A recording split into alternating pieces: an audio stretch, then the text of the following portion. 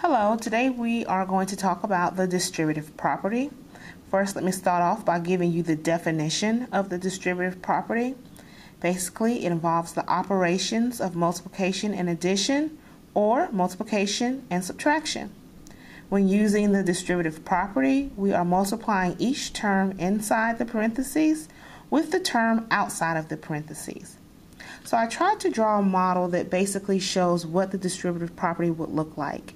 Again, here's your outside term, and it will be multiplied to everything inside the parentheses. So n will represent some number that could be multiplied to another number and another number. Therefore, the sum of a and b being multiplied by n is the same thing as n times a plus n times b. Now, how to model the distributive property. We've been learning about modeling factors using rectangles. You can also model the distributive property using rectangles. For example, we have 9 and 24, and I went on ahead and drew a rectangle to represent 9 and another rectangle to represent 24. So we need to think of all the numbers that you could multiply together to get an area or 9. Looks like we could do 1 times 9, or you could do 3 times 3.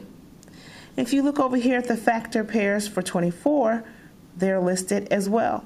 So what I'm going to do is look at both lists and ask myself what factor appears on the first list for the factors of 9 and the second list for the factors of 24.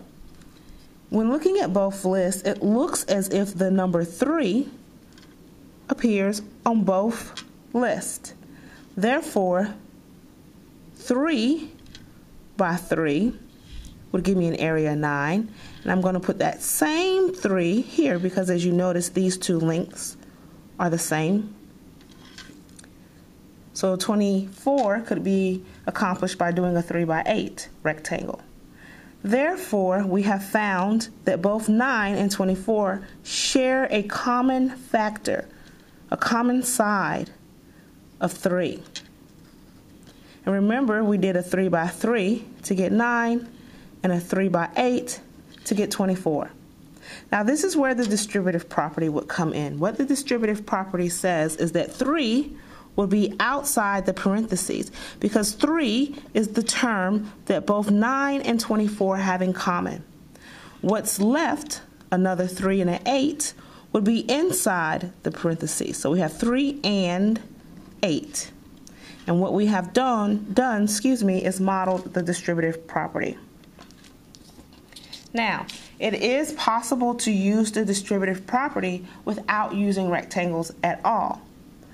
For example, if I gave you 30 and 42, and I asked you to find the greatest common factor between 30 and 42, and show it using the distributive property.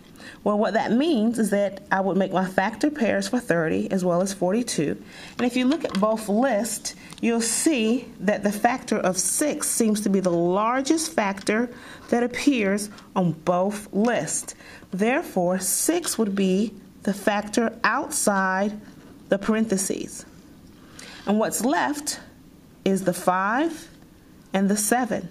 Therefore, 5 and 7 would be inside the parentheses. So what I have done is shown the distributive property without rectangles, but still using factors.